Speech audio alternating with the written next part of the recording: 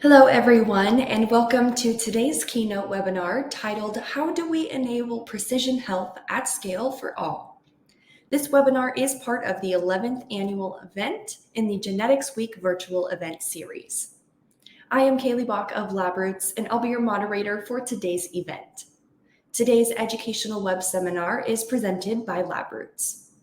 Before we begin, I'd like to remind everyone that this event is interactive.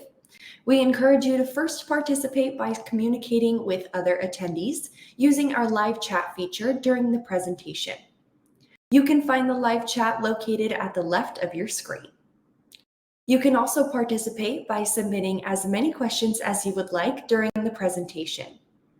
To do so, simply type them into the Ask a Question box and click Submit. We'll answer as many questions as we have time for at the end of the presentation. If you have trouble seeing or hearing the presentation, please click on the Help Desk button located at the top of your screen within the navigation bar or from the lobby within the event. Finally, as a reminder, this presentation is educational and offers free continuing education credits. Click on the Continuing Education Credits link located in the Abstract tab from the menu at the left of your screen and follow the process to obtain your credits. Now let's get started. I'd like to now present today's speaker, Carlos Bustamante, founder and CEO of Galatea Bio Incorporated. For a complete biography on our speaker, please click on the presenter window that is located directly below the media player. And Carlos, you may now begin your presentation. Good morning, everybody. This is Carlos Bustamante. I'm excited and so thrilled to be here with you this morning to deliver my talk on how do we deliver precision health at scale for all. I'm the founder and CEO of Galatea Bio, and much of the work that I'll be talking about today relates to work we started at Stanford, where I was a professor for many years, and then spun out a company called Galatea Bio that was also financed by F Prime Capital, where I was a venture partner. So the talk will really consist of three components. The first is a review of population genetic concepts that are relevant to discussing the research and work at Galatea Bio. The second is a discussion of a pilot project that we did at Stanford that led to the logic behind the company. And then the third is really the meat of the matter on the Biobank of the Americas, which is a project we are spearheading at Galatea Bio to pilot ways of diversifying the base of genomic samples that go into large-scale studies. So for us, this is a passion project. I've been a population geneticist all of my life, and my career has really spanned three phases. One at Cornell on agricultural genomics and large-scale data analysis that led into human population genetics. A second phase at Stanford in the development of large-scale genomic resources for understanding global genetic diversity, and now this taking it outside the university and creating resources and products and services that can help us really move the needle on diversifying genetics, which is just an incredibly important problem, both from an ethical perspective and from the perspective of bringing new products and markets, including diagnostic tests and medicines. So to begin, as a human population geneticist, I've always been fascinated by global patterns of DNA variation within and among populations and what they can teach us about the great human diaspora. So humans are a beautifully diverse species arising somewhere around 200,000 years ago in Africa, and then migrating throughout the entirety of the globe. We are in many ways the most successful primate species, and during those migrations, complex patterns of genetic variation were created and arose as humans came and went and explored and created populations that were then that grew and shrank and mixed, and it's just been unbelievably exciting to be in this field for the last 25 years, as we've gone from having markers, to then doing large scale genetic analysis, to now having fully sequenced genomes from millions of people that we can pull together to understand this sort of deep human history, and more importantly, the implications of that deep human history for our um, um, understanding of the phenotypic differences within and among populations, including medical phenotypes. So this is one representation of such a story. First is the on the left hand side, the sort of arrows of migration, as it were, timed to different key events in human history, and on the right hand side is a representation of genetic variation called the structure plot. On the bottom, you have individuals from different human populations, and on the top, you have a model that brings those all together. So one of the examples of this work is the work that we did most recently on understanding patterns of genetic variation in the Americas, and particularly as it relates to this fascinating question of the peopling of Easter Island. So Easter Island is one of the very last places on Earth that humans got to in this quest of peopling the planet. And in order to understand patterns of genetic variation in Easter Island or Rapa Nui, we were able to build an unbelievably interesting collection that included samples up and down the Americas, as well as samples from throughout the Pacific. And on the bottom here, you see this plot, the structure plot, where we have a model that allocates ancestral populations, so in this case, Melanesian, Polynesian, Central Native American, South Native American, these ancestral populations, we estimate frequencies for using modern day people, and then put that together in a model that in this case included arrows of the currents, and demonstrated, in fact, that there was pre-Columbian contact in Polynesia that predated the Easter Island settlement. And for those of you interested, Alex Ioannidis, who was a graduate student in my lab and is now co-founder with me in Galatea Bio, has a series of beautiful papers in Nature that can tell you all about it. But it's I pick it as an example of what one can do once you build these kinds of diverse databases. The other thing that's important to realize is that the demographic history of a population is going to impact the proportion of deleterious and advantageous variants. And we tend to think about this from an evolutionary perspective, but they will impact medical and other phenotypes. So this is a nice paper from my friend Luis Quintana Murci on how different demographic histories, for example, the growth of African populations in our ancestral homeland, would lead to one pattern of variation compared to out of Africa populations, say Eurasian populations that arose through a bottleneck event. And this is something that we began to document back when I was at Cornell, using at the time data from cellular genomics that demonstrated proportionally more deleterious variations in out of Africa within compared to within African populations.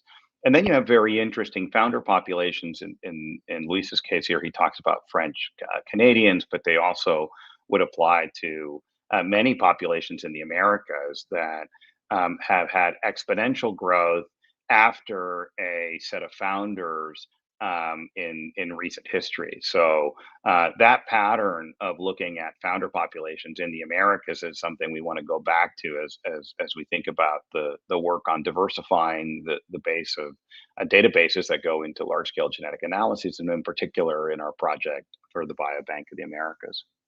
And again, the links are down here for those of you who want to learn more.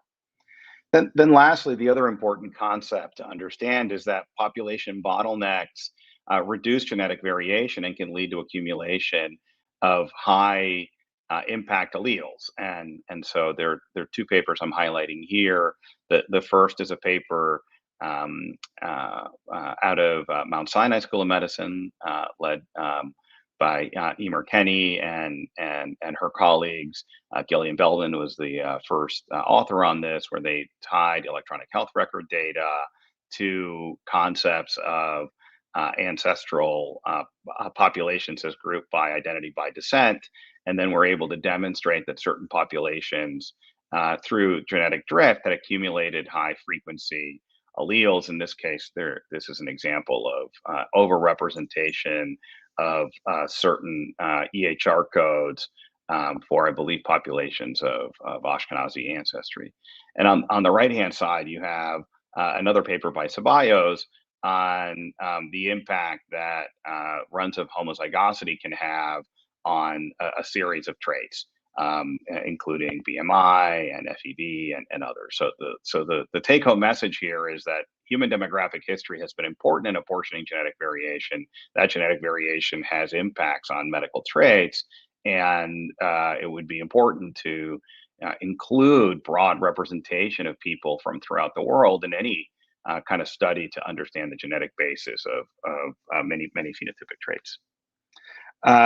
The other concept that I want to kind of drive home is that human genetics today is our best tool for powering drug discovery, both for safety and efficacy. So this is one of my favorite examples, which are PCSK9 inhibitors. PCSK9 inhibitors came out of beautiful work by Helen Hobbs and others on the genetics of cholesterol metabolism, and the discovery that certain individuals harbored so-called protective loss of function mutations. These were knockouts of the gene PCSK9 that had a medical benefit. In that case, it was a reduction in LDL, or so-called bad cholesterol. Interestingly, this came about in two ways. One is through the study of families with dyslipidemias, and then the second is in population studies as part of the Dallas Heart Study.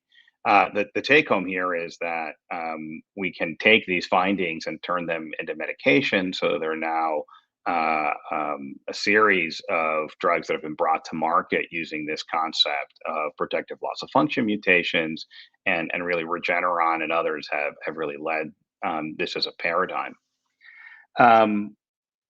Today, biobanks play an incredibly important role in this effort. So the UK Biobank has really served as a treasure trove of pre-competitive discovery for biopharma, by allowing us to bring together these concepts in one well-studied population, which is the UK, where you have linked health record data, you have a series of populations that have been well characterized genetically, and you can use this to identify potential drug targets that then can feed the pharma pipeline. So, these large scale sequencing partnerships have been transformative, and in my opinion, are the future of how we get more and more people sequenced and the data aggregated for large scale analysis. So this would all be easy and great if we had good representation, right? If we took those kinds of plots I showed you before of human population genetics, and we just tied it to large scale phenotypic data sets. Unfortunately, the vast majority of this work has really only been done in populations of European descent, and we began calling attention to this over a decade ago. This is a paper I had with my good colleagues, Esteban Bouchard and Francisco de la Vega, where we, kind of called attention to the glaring issue that the vast majority of samples in large scale genetic studies were of European descent. That was, again, just more than 10 years ago. I'd like to tell you it's gotten better. In fact, in some sense, it's gotten worse. There's a very nice paper by Alicia Martin a couple years ago, who was a graduate student with me and then a postdoc with Mark Daly, and now leads a very successful program at MGH. And bizarrely, we've actually accelerated this issue. So we've really taken off in terms of the number of samples that are of European ancestry. East Asia has been well represented, particularly through the work of the Chinese investigators. and the rest of the world is unfortunately not well represented. And so this to me is really just a glaring issue, and in some sense a ticking time bomb, right? Like we can't continue along this path of only studying populations of European descent, drawing everything that we know from the UK and Iceland. Of course, Iceland has always led, largely due to the unstoppable success that has been Decode and others. But the rest of the world again just is really not well represented, and we want to do something about it. So on to the second part of the talk, which is this interesting pilot that we did at Stanford at the height of the COVID pandemic that to us hopefully shed light on a potential path forward where we could bring together these population genetic concepts with the logic of how to get access to clinical phenotypes at scale. And the pilot essentially involved a collaboration between our group at Stanford, you and Ashley's group, and Pinsky's group, and a series of other collaborators, where we were able to take in the early phase of the pandemic, this is in the first few months of the pandemic, before there were vaccines, before there was really much that we knew about the virus and how to treat it. And so what you're really seeing is the impact of a new virus on a naive host population. And we were able to demonstrate the ability to extract from the COVID swab that was used in testing from the nasopharyngeal swab. Obviously, RNA, that's what you did to get access to the viral genome, but also plenty of host DNA that could be used for both low pass whole genome sequencing. You can actually do a high coverage genome as well, and targeted typing. In this case, we were looking at HLA typing, which we'll return to later. And so we were able to build quickly a database of about 2,000 patients who were seen at Stanford or touched the Stanford healthcare system with access to electronic health record data. We did this in an IRB approved study that then allowed us to recontact people and link that data to their healthcare records. And the results were just absolutely fascinating. So one of the things that we were able to do is take those individuals that were COVID positive, compare them to those that were COVID negative. So again, these are the structure plots that I mentioned before. Every color here represents a hypothesized ancestral population, with blue representing African ancestry, yellow East Asian ancestry, green individuals of indigenous American ancestry, pink South Asian ancestry, and brown European ancestry. And what you can see is a large overrepresentation of the green component of indigenous American ancestry in those that were COVID positive in the Bay Area versus those that were COVID negative, and an overrepresentation of individuals of South Asian ancestry in those that were COVID negative versus those that were COVID positive. Now, we know that COVID wove its way into every nook and cranny of society, particularly in the early part of the pandemic. So this is a representation of who came in sick, not why they came in sick. And of course, in the Bay Area, we had just a vast inequality as to those who were doing door dashing and doing delivery work versus those that could stay at home. And so that obviously played a role in this pattern. But two concepts came about. The first is that we could trace within communities and show that there was a kind of a clustering of cases that could tell us about who were house staff cases versus who were cases that were outbreaks in certain parts of the Bay Area. And then secondly, when you overlay a time component to it, you could see how this shifted. So on the top here, we have self-described ancestry or ethnicity of Hispanic versus non-Hispanic. And on the bottom, you have the population genetic measures. And you can see that in the early phase in March and April, this looked like typical Stanford patients, individuals largely of European ancestry. And then towards the May, June, July, basically the people we were seeing sick at Stanford are individuals of Hispanic ancestry with large components of Native American ancestry. And again, this has more to do with who could DoorDash and shelter in place and who couldn't. Interestingly, we also saw a very strong HLA association, including an allele for HLA A3101, which we'll talk about a bit later in the talk. That's a known pharmacogenetic allele. And to us, what's interesting here is two concepts. First, that you could do this, right? You could take discarded material. We know we could do this from blood, but to us, it was important to demonstrate you could do it from a nasal swab because there's just bountiful amounts of that material. So if you could create a system of opt out, opt in, where that material is warehoused and made available, and individuals can opt in to both have that combined into a data lake for analysis, and ideally even to be recontacted, then you really create the right economies of scale for this to take off, and you get at this problem of underrepresentation, right? Like this is the best way, I think, to really clinically tackle this issue, right? Because you're getting through the healthcare system access to actual patients and individuals who are undergoing care, and you can compare the utilization of the healthcare system to subset and clinically type patients in this kind of a setting. So one of the interesting things that we learned in the pandemic is that COVID genetics could teach us about the underlying biology, and three areas that as we and others worked on this, and we were part of large consortia, we shared a lot of data.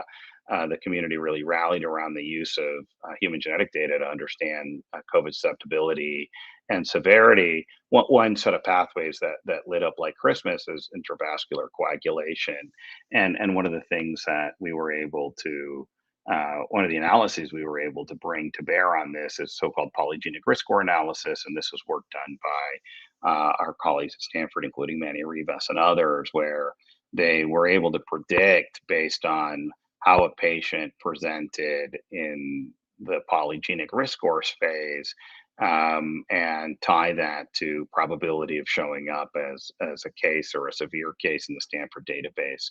So this is based on analysis of UK Biobank, and we then took those models and brought them into our COVIDomics model. So, in particular, right, so individuals who genetically were tuned to be on the tail of the deep vein thrombosis spectrum had a higher risk of showing up as a severe COVID case, particularly in the early phase where there aren't vaccines, and you're really just seeing the presentation of human genetic variation that again is naive to this virus.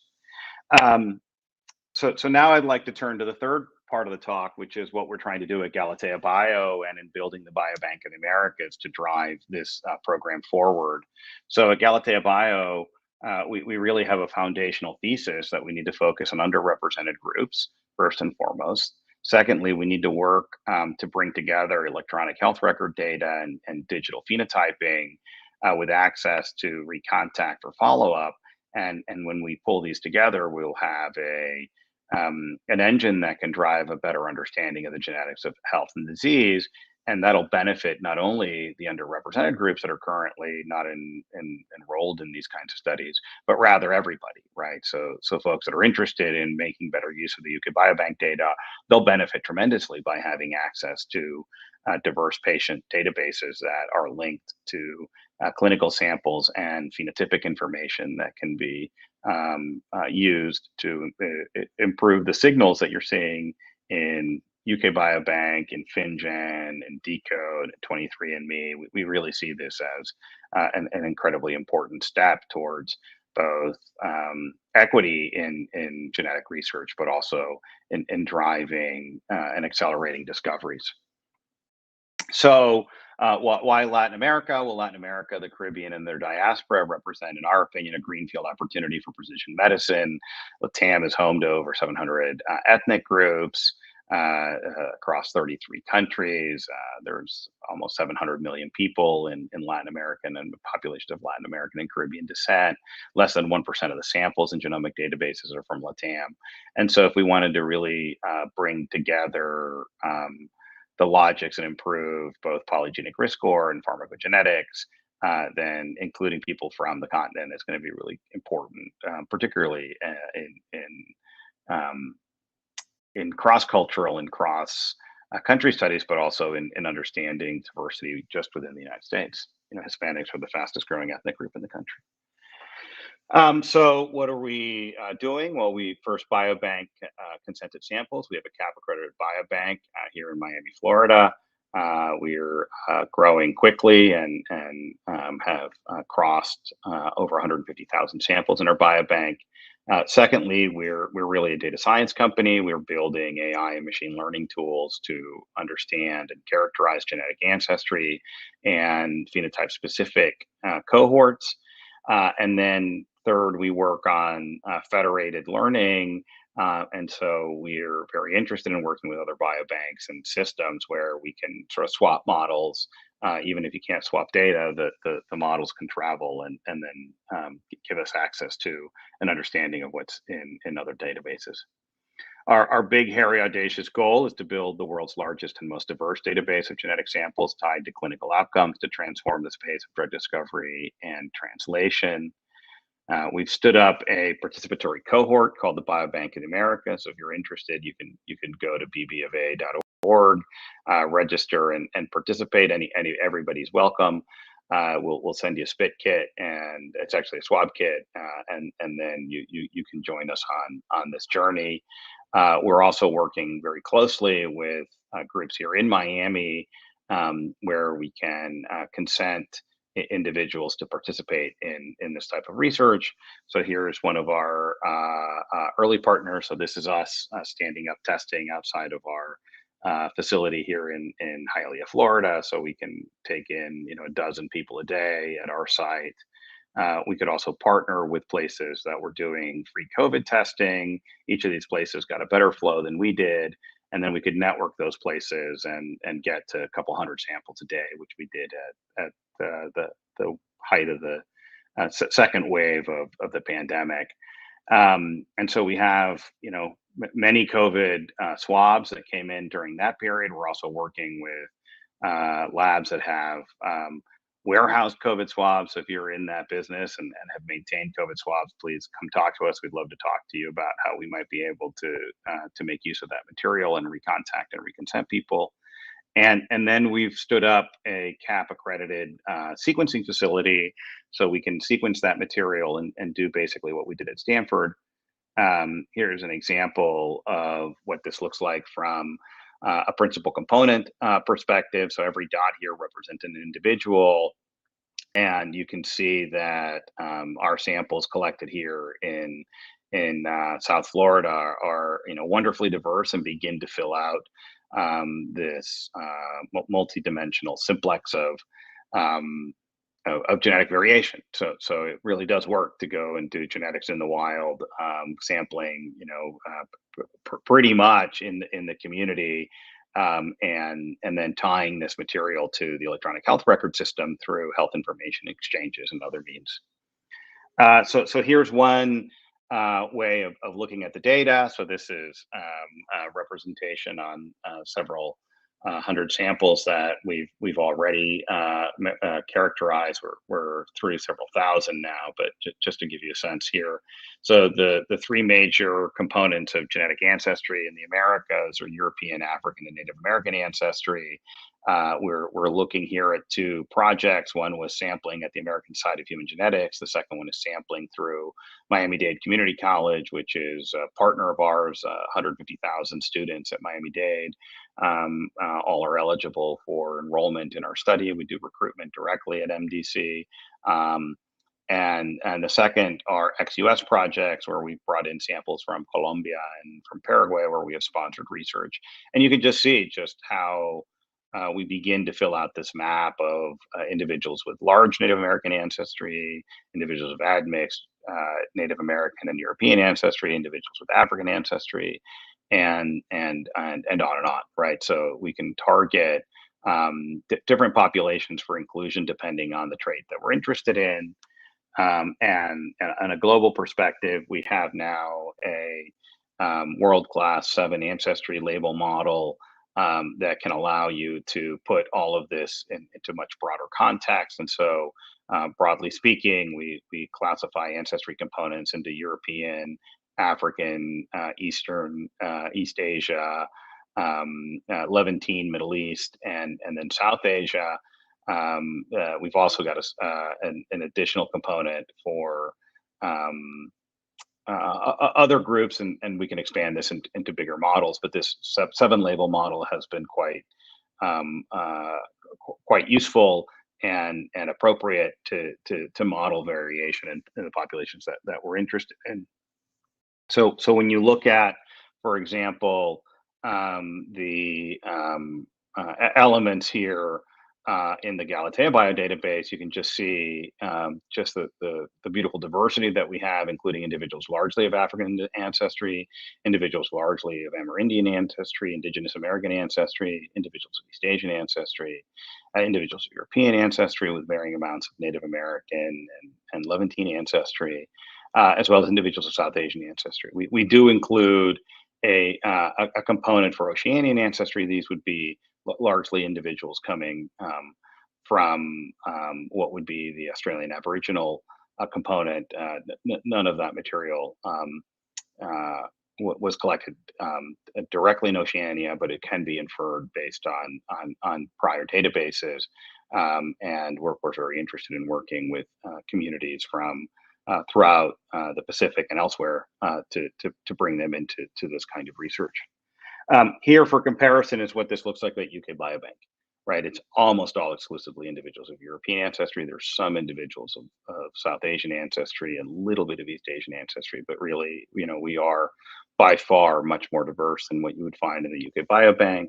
And then you can kind of compare these directly. So here is the UK Biobank broken up into these components compared to the Galatea biodatabase, and you can just see um, it's it's not fair. They're not nearly as diverse as we are, and that's a feature that we're very happy to highlight because we've put a lot of time and effort into building this system, and we believe that it's the future of how we can drive these kinds of studies forward.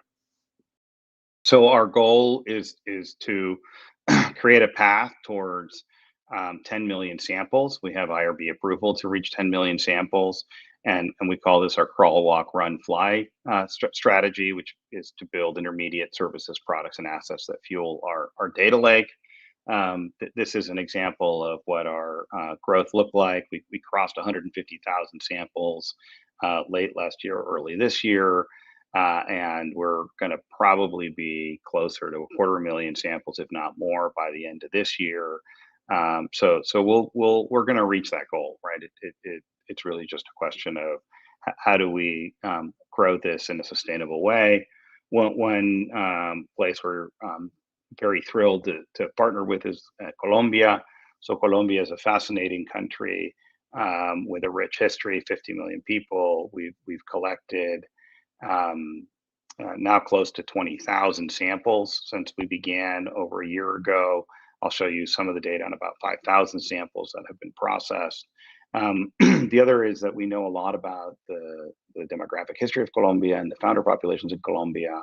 And so individuals with African ancestry tend to be in coastal populations where Cartagena de las Indias was a major slave port and tied Salvador in Brazil and the rest of the Caribbean, which is where 11 million enslaved Africans were brought into this continent over 500 years. So to us, it's incredibly important to honor that history and begin to work closely with investigators and populations that are interested in reconstructing that history.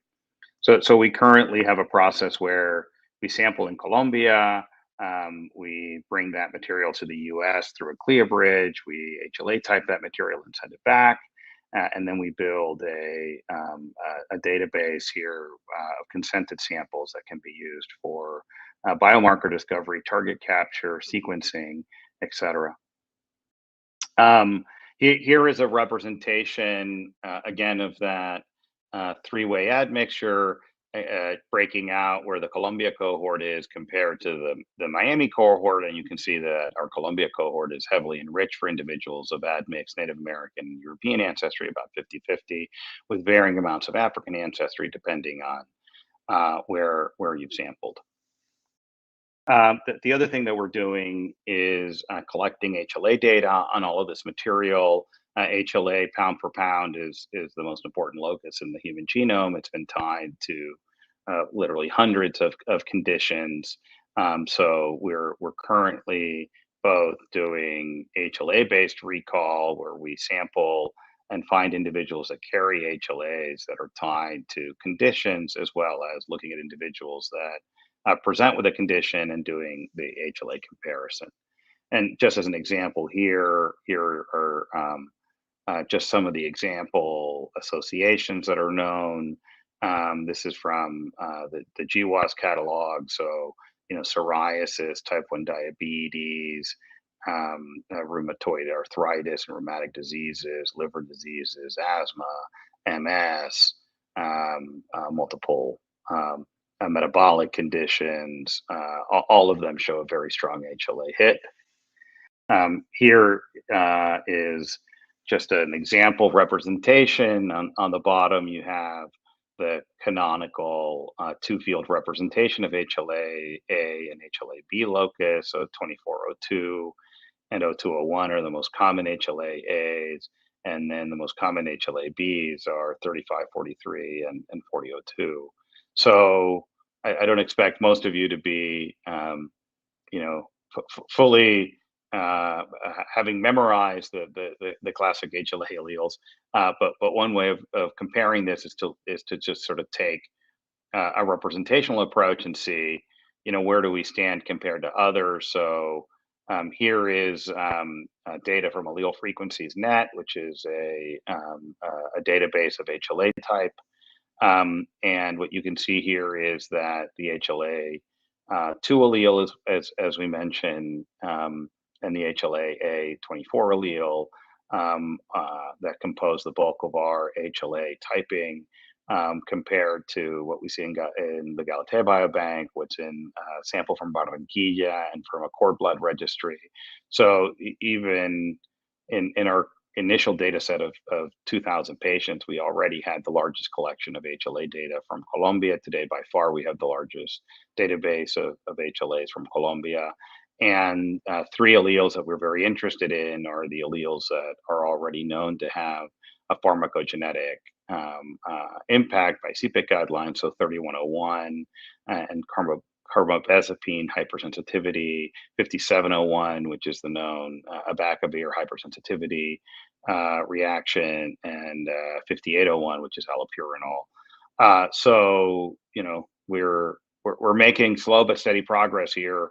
I would say even slow progress. We're making fast progress. Someone told us recently we may be one of the fastest growing biobanks in the world, and if so, I think we'll really make a positive impact on what we can learn from these kinds of materials. We're also finding many new alleles. So here are some examples of new HLA alleles that we found in Colombia by taking this approach. And again, we're cataloging as we go along and working to make this material available. The other component of what we want to do is federated learning. So, and I apologize that the graphics didn't transfer, but you can hopefully make sense of what we're trying to say here. So there's really two ways that currently data is shared. You either create a data usage agreement and centralize all the data and put them into one database that then gets analyzed. That takes time. It's difficult. In some places, it's not consistent with local law of what kind of data can be shared. And then the second is just to share summary statistic analysis and undergo meta-analysis. However, that can be far less powerful. It's computationally efficient, but there are biases and less control over data quality. So for several years, we've been working on what's known as an iterative approach, which is to do highly decentralized regression analysis, which is to iterate between the sharing of models that are then locally trained and then averaged, and so that strategy is what we're working on in this context. We're currently working with the Global Meta Biobank initiative on this. So this is a collection of biobanks throughout the world that have come together to work on data sharing standards and models, and we're planning to be again sort of a leader in at least Latin American genomics, and then ultimately global genomics. We see ourselves as a globally diverse company, particularly because if you want to study patterns of genetic variation in the Americas, you have to take a global perspective. The last thing we're doing is collaborating with partners to validate our models. So this is a recent preprint, and we have a paper coming out with our collaborators at Genome Link that's validating cardiometabolic polygenic risk score. So they have individuals who've uploaded data to Genome Link. We can survey those individuals and then compare those survey answers to our models. And we've now validated in that first trial a series of polygenic risk scores. In this case, this was around hypertension and type 2 diabetes. We've now expanded that project. We're currently working on evidence-based research for selecting best performing polygenic risk scores. And there's 13 outcomes of medical interest, and this involves data harmonization, PRS model validation and evaluation, and then selection. And this is my last slide. So this is a list of the 465 polygenic risk scores that have been published to the PRS catalog that we're currently working to validate on data that we have access to through UK Biobank, through Genome Link, and through Galatea Bio. And so we think this is the future, right? Everyone and their mom has a polygenic risk score for all of these traits. How well do they work, and how do we harmonize that? That's a big open-ended question that we want to tackle. So with that, I want to thank you for your time. It's been a real privilege and pleasure to be able to keynote this conference. Excited for the future ahead, and I'm at your disposal to collaborate and connect on any and all. Happy to share my email information, and look forward to the Q&A. Thank you, everybody.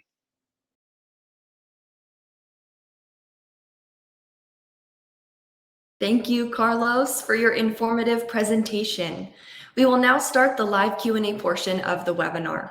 If you have a question you'd like to ask, please do so now. Just click on the Ask a Question box located on the far left of your screen, and we'll answer as many of your questions as we have time for. All right, so let's get started. Carlos, the first question that I have for you here asks, what challenges have you faced in trying to recruit from underrepresented groups, and how have you overcome them?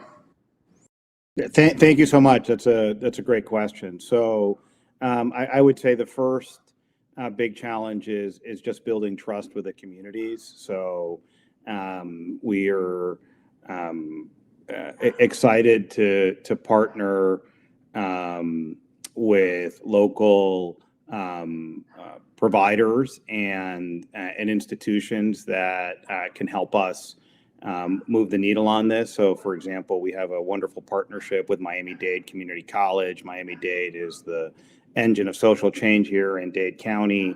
150,000 students in any given time are registered at Dade. And so we're so thrilled to have MDC as a partner on this to help us in recruitment. We also partnered with local testing sites that were doing COVID testing during the pandemic. Their And at Miami-Dade, we see somewhere between 50 to 60% of people that we approach we're interested in participating. So I think we need to really give credit where credit is due, and so these partner institutions have been really critical for us in building that trust. Great, thank you, Carlos. Another question I have for you here.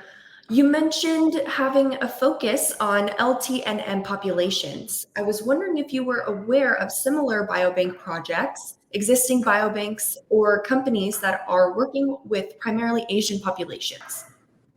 Yeah, that's another great question. So, as I think I mentioned, we are part of a consortium that is building best practices across biobanks. It's called the Biobank Meta-Analysis Initiative, and there are certain big established biobanks that are part of that. The two that are more Asia focused are the Taiwan Biobank.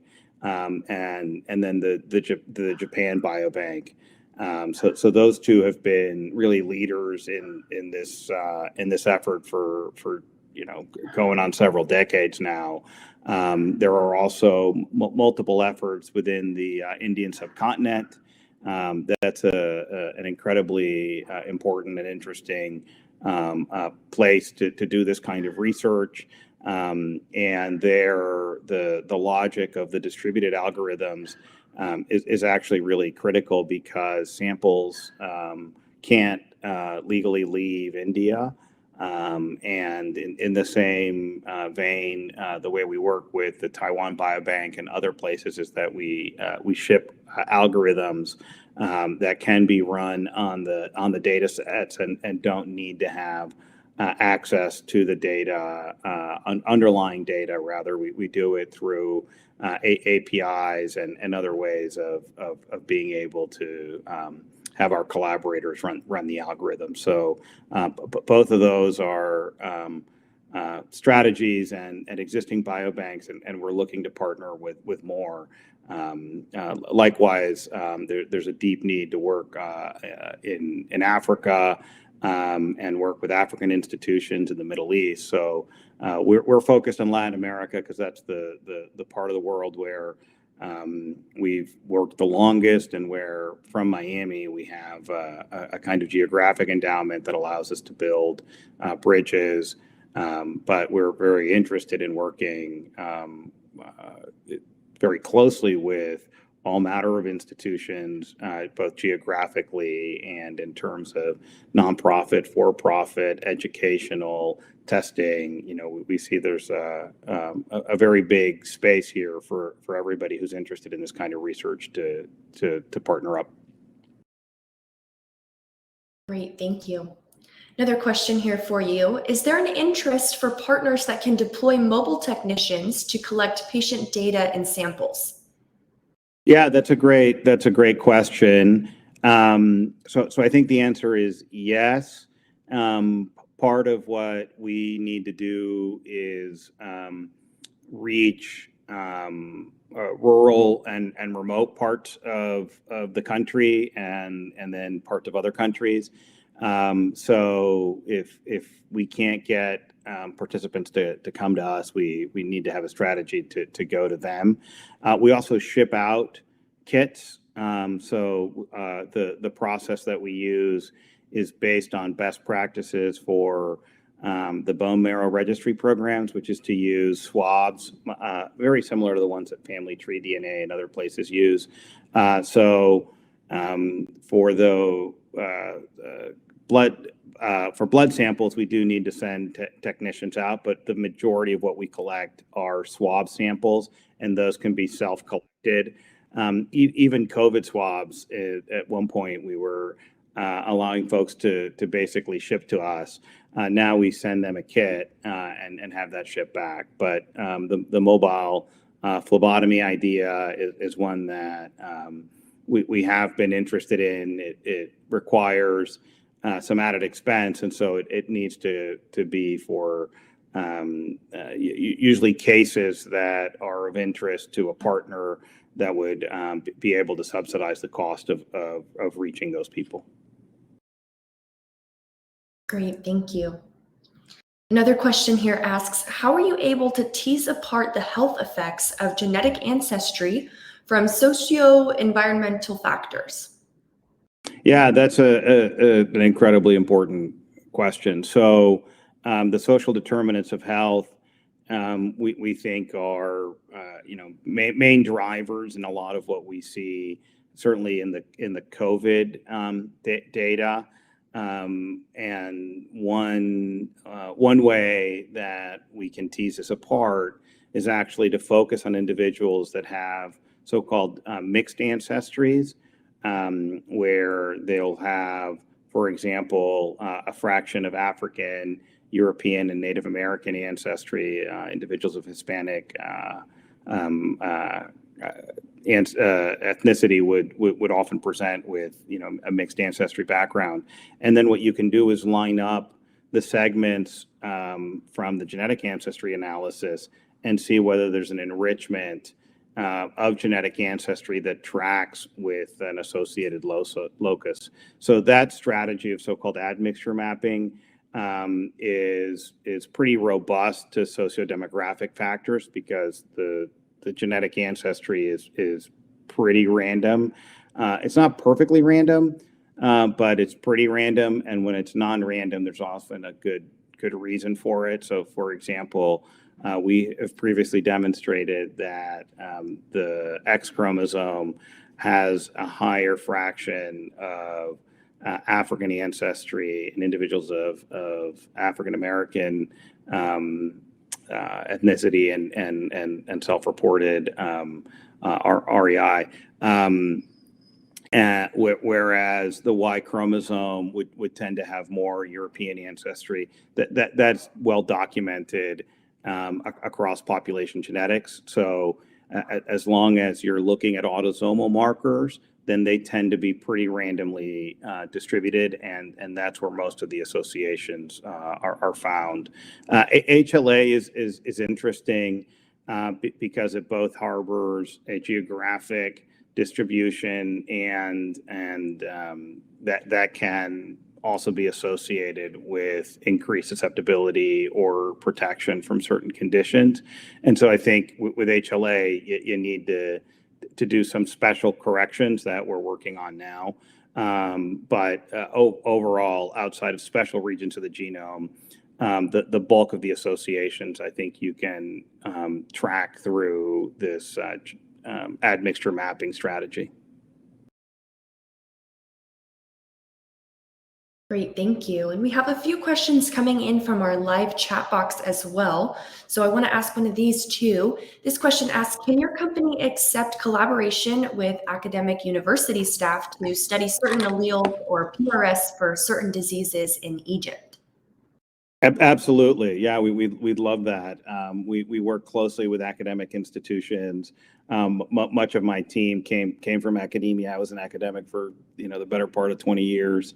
And so we see public-private partnerships as key to accomplishing what we want to do. So we'd love to follow up with anybody who's interested in working with us. So I think my email's there in the chat. So would love to follow up and learn more about the opportunities in Egypt. We've worked some in North Africa, fascinating part of the world, and much underrepresented. Wonderful. I have another question here. Can the staff collaborate with your company to collect samples and data of patients and then ship it to your company for analysis? Yes, absolutely. That's another area that we're interested in. Awesome. We've got some great questions coming in here and some time for a few more. So this next question asks, how difficult has it been to overcome health regulations, especially in the USA? Are there regulations upcoming that will make your job more difficult? Yeah, so we've taken what I would call a regulatory high road. So what we've done is put in place the right permissions to recruit people through an IRB approved study. So we've worked with Western IRB so that every individual that we receive samples from is enrolled in a study. That's sort of step one. Step two is that we've undergone accreditation by the College of American Pathologists. So we have a CAP accreditation for our biobank that allows us to receive identifiable information from individuals and allows us to work with clinical testing laboratories that have samples that they would like for us to store. And then finally, we run our own clinical testing operation. So we have a CLIA license and also a CAP accreditation for the laboratory. So we think we really should be working with the regulations to make sure that they're, that we're fully 100% compliant, obviously.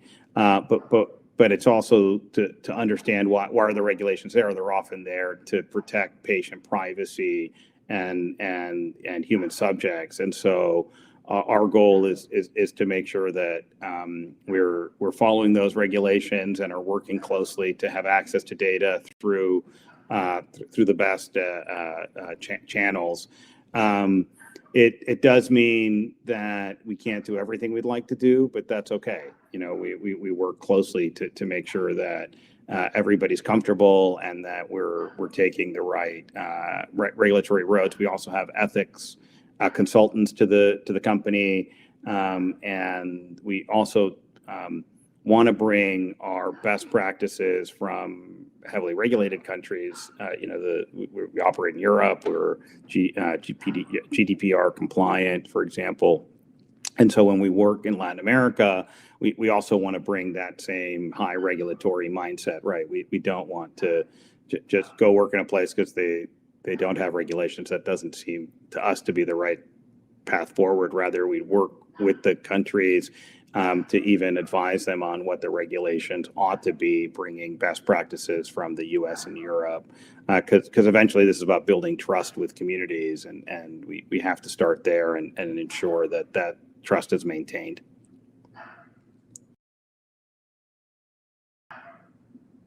Thank you, Carlos. I think we have time for one more question here before we close out. So we'll wrap up with this one. How do the results you presented depend on the algorithms of choice? And will AI solutions help speed this up? Great question. Yeah. So we definitely are part of the groups that do develop algorithms, and I would say that better algorithms are always welcome. Ultimately, a lot of this gets driven by the underlying data, and so we often run multiple algorithms and look for robustness across results, even though obviously just because you get the same answer from different algorithms doesn't mean it's the right answer, right? Algorithms can also have biases built in, and so one of the things we spend a lot of time on is cross-validation and thinking hard about how to bring orthogonal data to bear on this. I'm a fan of AI. A lot of what we work on includes generative models. I often want to make sure that the results pass the smell test, and so aside from doing the heavy-duty algorithmic lifting, we also want to make sure that we're working on the right set of experimental designs to ensure that we can validate our results. Great. Well, thank you so much, Carlos. Do you have any final comments for our audience? No, just to say thank you so much for the opportunity. I've really enjoyed this, and I'm at your disposal to answer any additional questions that may come up. Again, my email's there. Please reach out. We'd love to hear from you, and welcome suggestions, opportunities for collaboration, and thank you to LabRoots for this super cool opportunity. Wonderful. Well, we're so happy to have you. Thank you again, Carlos, for your time and your important research. Before we go, I'd like to thank the audience for joining us today and for their interesting questions. Questions we did not have time for today, and those submitted during the on-demand period, will be addressed by our speaker via the contact information you provided at the time of registration. This webcast can be viewed on demand for 2 years until May 18th, 2025. LabRoots will alert you via email when it's available for replay. We encourage you to share that email with your colleagues who may have missed today's live event. So until next time, take care, everyone. Goodbye.